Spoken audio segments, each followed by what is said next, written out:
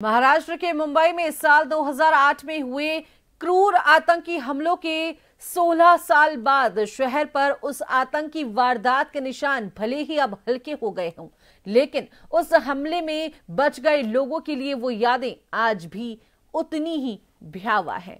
उस आतंकी हमले में बची देविका रोटावन उस काली रात की दहशत को झेलने वाली सबसे कम उम्र की महिलाओं में से एक है। उस समय उनकी उम्र महज 9 साल थी। भीड़भाड़ वाले छत्रपति शिवाजी टर्मिनस पर हुई गोलीबारी में वो आतंकियों की गोली से घायल हो गई थी। उनके पैर में गोली लगी थी। उस एक हादसे ने उनकी जिंदगी को बदल दिया।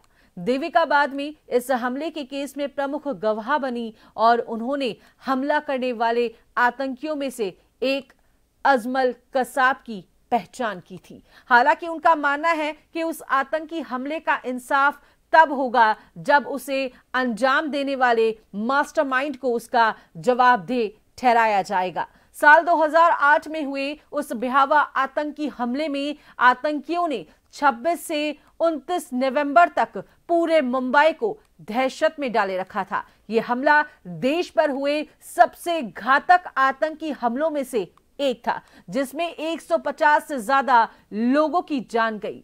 मरने वालों में आम नागरिक, सुरक्षाकर्मी और विदेशी नागरिक शामिल थे। 10 आतंकियों में से एकमात्र जिंदा पकड़े गए आतंकी अजमल आमिर कसाब को साल 2012 में पुणे की यरवदा जेल में फांसी दे दी गई थी।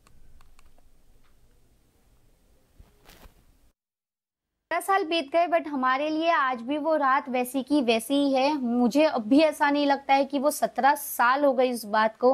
हर एक सेकंड वो पल को मैं जीती हूँ। मेरे पैर में आज भी वो निशान है, वो दर्द उसी तरीके से। फिल्म में देखा था कि हीरो को गोली लगती है तो दूसरे दिन वो ठीक हो जाता है, बट रियल लाइफ में ऐसा कुछ नहीं था।